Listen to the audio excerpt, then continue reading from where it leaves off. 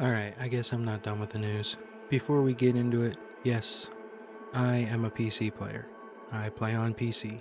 That does not mean that if my PC games were coming out on Blu-rays in the boxes that they used to come in, that I would not be buying these boxes and lining them up on my walls. Hell, that would give me a really solid reason to go ahead and just install an optical drive, a Blu-ray drive on my rig to get from the get-go, but there is no real option for that. Most tower cases nowadays do not come with a slot for a disk drive. They're real nice and sleek. The buttons are all on the tops.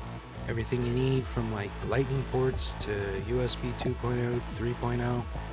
But nowhere on a tower will you find a hole for a Blu-ray disc drive. No, most of that is USB, so on and so forth. But you best believe that if my PC games were still coming out on Blu-rays or even DVDs or CD-ROMs, that I would be putting them on my computer, verbatim, bar none. But in case you haven't heard the blow-up, Sony has completely decided they're going to get rid of physical media as a whole. Matter of fact, their biggest production company for Blu-ray discs has received the order to go ahead and shift over to making optical drives or something to the effect of, or something to the like. I'll put the article up on screen or what have you. It's actually micro lenses, and the plant is in Austria. I'm not going to even attempt to pronounce the city. So they have completely embraced the entire idea that they are going to be getting rid of any sort of physical media and moving over to a digital future. There's a saying in my family, or in my group of friends in my family, it always comes in threes. First came the sunsetting of Destiny and the final update and all that. Then came the Bungie layoffs and the confirmation of the Bungie layoffs. Sorry, and then now finally the sunsetting of physical media.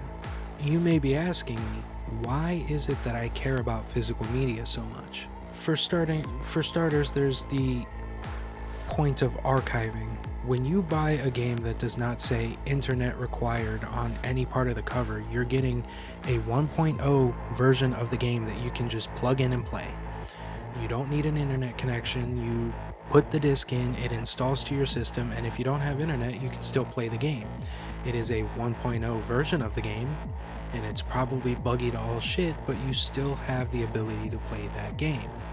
And that game exists as long as you have the disc and the disc is in good condition.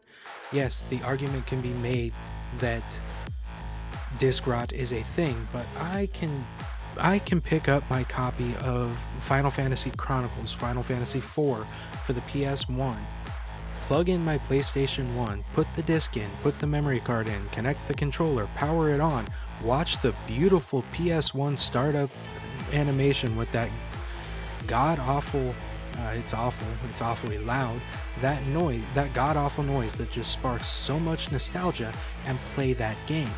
As long as you take care of your discs, those discs will last quite a while. And I can rip that disc, put it on my computer, fire up DuckStation, again, play that ROM on my computer completely legally. And that is preservation. Secondarily, I promise you it's not gunshots, it's just fireworks. It's the day after it's July 5th right now, and everybody's just going ham on the leftover fireworks from yesterday. Secondarily, let's just go ahead and go back to computer, okay? It isn't just that they're removing physical media. It isn't just that Sony is putting the cancellation out on physical media. It is the statement that any game that is sold on the PlayStation Store must be purchased on the PlayStation Store. There is no chance for competition. And if you remember correctly, Sony decided also that they are going to remove their exclusives from other digital marketplaces. So all of those digitally, or those exclusive games that you were getting on Xbox, that you were getting on PlayStation, or on PC, that you were maybe even getting on Switch too, those are going back to the PlayStation Store only. Which means if you want to play those exclusives, you have to buy a console, you have to go through the entirety of Sony's end-to-end user interface, user experience, and then you have to purchase that game, and here's the kicker. You have to pray that that game stays popular enough for Sony to just not remove it from the digital marketplace. Because Sony also reserves the right to remove media from accounts as well. I mean, they just removed an assload of movies from people's accounts not too long ago. This is Editing Justin coming in to say something to the effect of, yes, I read the article. I do understand that these movies were removed due to licensing issues with Studio Canal. The point is not the licensing issues, the point is that they can just remove content whenever they please, contrary to what the customer wants, and the removal of these movies proves that point. It's kind of like Nintendo reserving the right to be able to remove your account just simply because of you using a MIG Flash cart. We don't know if they will, but we know that they can. Anyway, back to the original video. Let's say that I decide I want to pick up a game for $23.99. That is an hour and I would say an hour and 15 minutes worth of my life that I decided was completely okay to spend on a video game. The ability to retain my ownership of that game should come part and parcel with the money that I am spending on said game. Instead, and this kind of comes again part and parcel with digital, it's been like this for a while, we're paying for a license to play said game.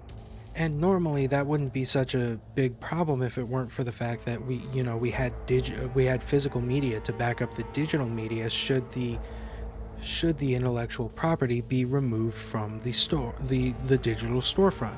You could at least go out to a GameStop and pick up the disc at half price.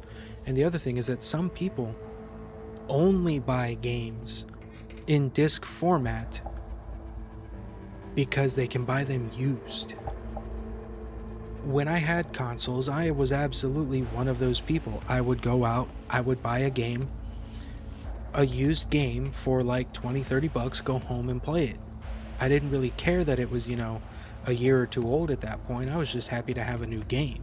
I mean, hell, I have a PlayStation 3 sitting on my computer desk right now, hooked up to my bigger monitor, that I go ahead and I use specifically to play older games, and I have a PS1 up in my room for that reason as well. Why do I have both? Collection purposes. I'm missing the 2 and the 4, but I'm not going to pick those up anytime soon either. And yes, I can download games to my PlayStation 3 and all that, but what if I don't want to sit there and connect my old PS? It's not going to matter. But what if I don't want to connect my PS3 to the internet and try to go through the hoops to try to get games off of the PlayStation Store through Sony's now garbage end-to-end user experience on the PS3? Well, now I have 2 options. I can either go buy the disc, which is going away, or I can mod my console and sail the seven seas. But let's just say that I do in fact have a PS5 or an Xbox Series X or what have you. What if I want to go ahead and buy games for those systems, not digitally? Well, I can't. I am the kind of individual, when I had newer consoles, like when the PS4 was new and all that, I would go up to the local game shop. I wouldn't go to GameStop. I would go to the local game shop, the small mom and pop, and go buy games from them instead of bigger corporations like GameStop. Matter of fact, there was one within walking distance of my house that just closed. And with the removal of physical media, a lot of those mom and pop game shops are also going to suffer. Because yes, as much as you can say, oh, they still buy retro games, they still buy up to PS4 and some PS5, that is true. But when there are only set amounts of physical copies of those games hanging around, and things happen, they break, and that number reduces. I mean, that's part of why the retro market is so bad to try to purchase from in the first place. I remember when a copy of Final Fantasy VII was just barely $20, but that is a different complaint entirely.